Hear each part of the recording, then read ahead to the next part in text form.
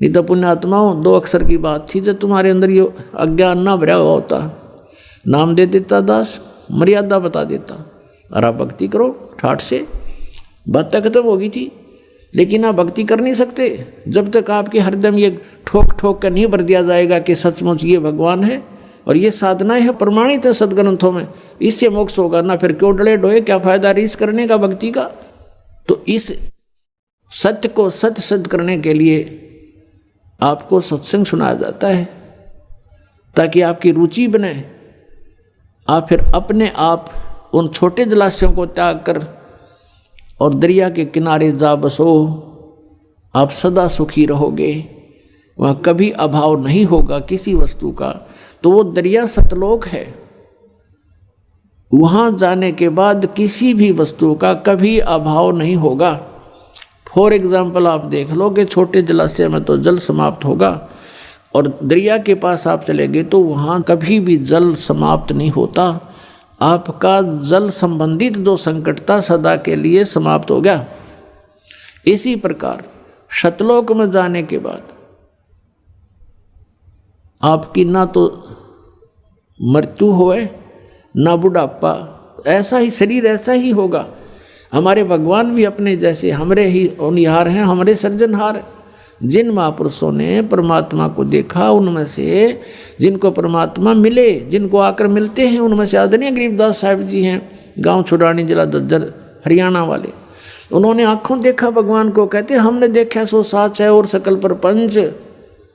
तो उन्होंने क्या बताया, हमरे ही होनहार हैं, हमरे सृजनहार। कबीर परमेश्वर के बारे में बताया कि हमारे होनहार हैं, हमारे जैसी शकल के हैं हमारे भगवान।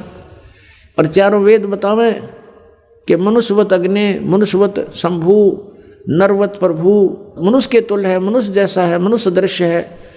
और पवित्र बाइबल बतावें कि इस परमात्मा ने 6 दिन में जो सृष्टि रची, उस दिन उन्होंने मनुष्य की रचना की और मनुष्य को अपने जैसा उत्पन्न किया, नर नारी करके उनकी सृष्टि की।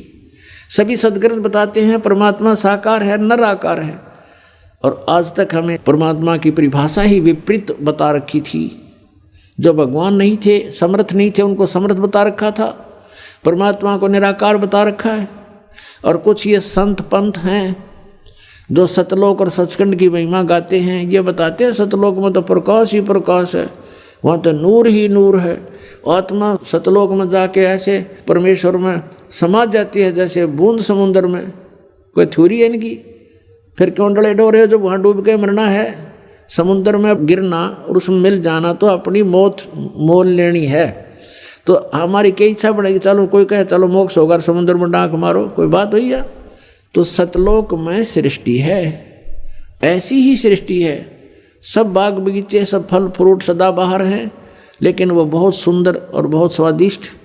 वो कभी वहाँ पतझड़ नहीं आती, कभी गर्मी नहीं होती, ना सर्दी होती, बसंत जैसा मौसम रहता है। और कोई भी वहाँ व्यर्थ नहीं होता, सदा युवा रहते हैं। वो ऐसा शरीर है, उसमें राग द्वेष नहीं होता। वहाँ ऐसी व्यवस्था है कि वहाँ किसी प्रकार का भी कोई बंटवारा नहीं है। और सभ्य लोग हैं, हंस व्यक्ति हैं, वहाँ पर हंस आत्मा है, वो एक दूसरे को दुखी नहीं कर सकते, भगवान से डरने वाले हैं। और सबको कोई अभाव ही नहीं है। जैसे आप यहाँ आ रहे हो, एक रिहर्सल आपके लिए कि ऐसा है वो सतलोक।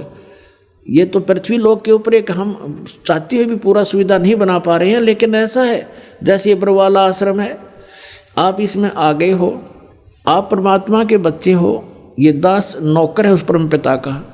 और आपके लिए उसने जो भी हमें दिया है, उसके लिए हम आपकी हर सुविधा का ख्याल रखते हैं, ध्यान रखते हैं कि परमात्मा के बच्चों को कोई दिक्कत ना हो। तो यहाँ आपको बिछे बिछाए मैट मिल रहे, बना बनाया भोजन, सर्दी है रजाई तैयार करवा रखी। तो यहाँ आने के बाद अगर आप फिर भी कोई किसी बात पर बकवाद करते हो, तो यहाँ ऐसे क्यों बैठ गया, तूने ऐसा क्यों कर दिया, तो वहाँ से ऐसे उठा लाया, तो इस तरह की तो ये तुम्हारी अपनी नेचर है, जो तुम कहीं भी जालो उड़ाइए बकवाद करोगे ही करोगे। नहीं तो यहाँ कोई आपस में द्वेष करने का गुंजाइश नहीं है। एक जैसा सबको आहार मिलता है, एक जैसा बिछौना मिलता है। और फिर भी कोई कहता है वो फिर बकवाद अपनी है, मान ले आप अपना बेड लगा रखे हैं, आपका बिस्तर है, और किसी का अनजान अपने में पैर भी टिक गया तो एक तो नो कहे प्राण मर ले है, तूने क्या कर दिया, एक नो कहे भाई ध्यान करियो, देख थोड़े गंदे पैर थे, मेरा कप खराब हो गया, और वो भी नो कहती गलती होगी। तो यहाँ एक तो ये तो है हंस आत्मा होती हैं जो थोड़े बहुत कष्ट को भी सहन कर लें, दूसरे ने दुखी ना करें।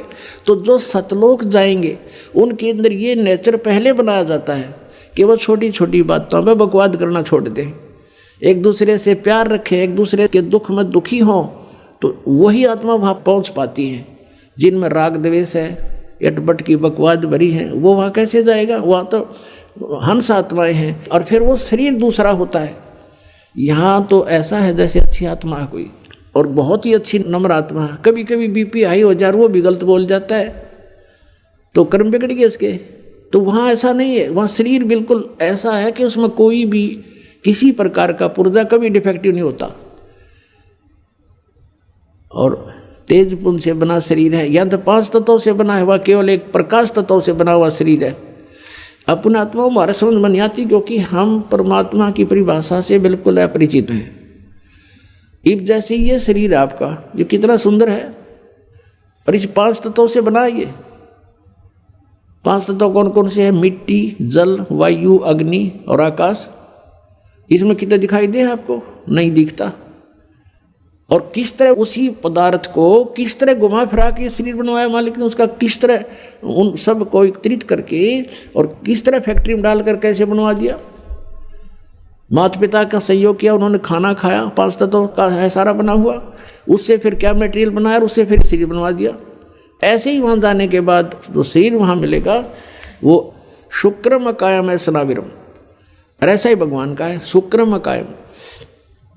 शुक्र माने माता पिता के बीज से न बनी हुई वो काया नहीं है, वहाँ की उससे बनी हुई काया नहीं है, वो अकायम है, शुक्रम अकायम। ऐसा नाविरम, उसमें नाड़ी नूड़ी नहीं है, नाड़ी नहीं है तो ब्लड प्रेशर आप पे ना हो।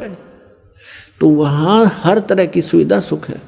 वहाँ जाने के बाद फिर कोई राग द्वेष नहीं होता, और वहाँ फिर भी कोई बकवाद करता उसको फिर ये सजा है, फिर यहाँ पटकने पड़ते हैं। तो अब हम वहाँ जाने के बाद गलती नहीं कर सकते। जैसे कई भक्तों के मन में ये आ जाती है, नए नए जो आते हैं शंकाएँ पैदा करते हैं कि यदि हम वहाँ चले गए जहाँ से हम आए हैं, और उनको ये भी मालूम हो गया कि हम क्यों आए हैं, क्योंकि वहाँ हमने भगवान से आस्था उठा के एक इस काल में लगा ली थी, तो हम इसके साथ आ गए। तो वो कहते हैं कि यदि हमारे वहाँ जाने के बाद फिर यह समस्या होगी, हमसे कोई गलती होगी, तो हम फिर वापस आ जाएंगे। बिल्कुल आ जाओगे, लेकिन वहाँ जाने के बाद आप फिर गलती कर नहीं सकते। क्यों नहीं कर सकते? क्योंकि आप यहाँ के कष्टों से परिचित रहोगे। अब जैसे कोई व्यक्ति जा रहा है कि रास्ते में, और आगे उसने देखा कि उस रास्ते में तो बहुत भयंकर गड्ढे हैं, जंगल है, वन है, और वहाँ चोर उचक्के लोग रहते हैं, सभ्य व्यक्ति नहीं है, और किसी कारण से गलती से उस रास्ते कभी चला गया, उसने वो भी कष्ट उठाने पड़े, वो गड्ढों में से भी गाड़ी निकाली, आगे चोर उचक्के मिल गए, उनको पीटा भी, उनका धन भी लूट लिया, सभ्य व्यवहार भी नहीं किया। क्या वो व्यक्ति उस रास्ते फिर जा सकते बोलकर? सपने में भी ना जा सकते। तो हम वहाँ जाने के बाद ऐसा समझ जाएंगे कि वहाँ कैसे लोग हैं और कैसा लोग है वो, हम सपने में भी ना हुए यहाँ पर, और वहाँ गलती होगी ही नहीं, क्योंकि हम परिचित हो गए किन गलतियों के कारण हमने ये सजा मिली। तो प्रसंग चल रहा है कि हम सतलोक में जाएंगे जब हमें उस परम अक्षर ब्रह्म रूपी दरिया का पता लग जाएगा, तो यहाँ कोई नहीं रहेगा। फिर एक समस्या और आती है, जो तत्व ज्ञानहीन व्यक्ति हैं वो कहते हैं, जैसे हमारे भक्त पहले दास के साथ भी ऐसे बीता समझाया करते थे, किसी को अपने मित्र को रिश्तेदार को समझाने की चेष्टा करते थे, तो वो ये प्रश्न करते थे कि एक बात बता, यदि हम सभी यहाँ से चले गए सतलोक में तो पृथ्वी पर कौन रहेगा? बताओ, इतनी बुद्धि फेट हो रही है, ये पृथ्वी ने फूकेंगे हम, ये 9 ग्रह धक्के खान लग रहे, खाली पड़ेगी अभी हटने जा, पत्थर धक्के खाता। हमने के ठेका ले रखा है यहाँ धर्मने और मरने का, बिरान माटी करवाने का। जिनकी वृत्ति ही ऐसी है तो उसको तत्व ज्ञान तक पहुँचाने में समय लगता है। उस परमात्मा तक इसकी बुद्धि उठाने में कितना करेन भी फेल हो जाए, करेन भी ऐसी बुद्धि गाड़ दी जमीन में काल ने हमारी। तो इस गड़ी हुई बुद्धि को गड्ढे में डाल रखी, इस बुद्धि को अज्ञान के कारण, अब इसको ऊपर उठाना तो इतना दास का प्रयत्न हो रहा है। इस सदग्रंथ समझाना, तत्व ज्ञान से परिचित करवाना, जब जाके ये थोड़ा सा ऊपर को उछलने लगती है। इतनी कंडम करके डाल रखी है न ज्ञानी ऋषि में ऋषियों ने, भट्ठा बैठा रखा है इस मानव का। परमात्मा स्वयं आते हैं, इनके अज्ञान के कारण हम उनको पहचान नहीं पाते हैं, और जिस कारण से आज तक हम भटक रहे हैं। यहाँ कोई प्राणी सुखी नहीं है। सुखी है तो बता दो मुझे, आज कोई पृथ्वी पर हो तो। और आज सुखी है तो कल बिजली गिर जा। जैसे राजा महाराज राज्य देखे, मंत्री मुख्यमंत्री प्रधानमंत्री एयर क्रैश में और ख़त्म हो जाते हैं, सारे सुख मान ले उनके पास थे। संसार जिनको सुख मानता है वैसे तो सुखी नहीं होते। फिर भी हम जिस सुख को सुख मान रहे हैं वो सुख भी ना रहा उनके पास। तो यहाँ कौन सुखी हो सकता है और कौन रह सकता है? तो ऐसे लोक में हम रह रहे हैं। तो हमें पता ही नहीं था अभी तक हमने के को और भी कहीं स्थान है।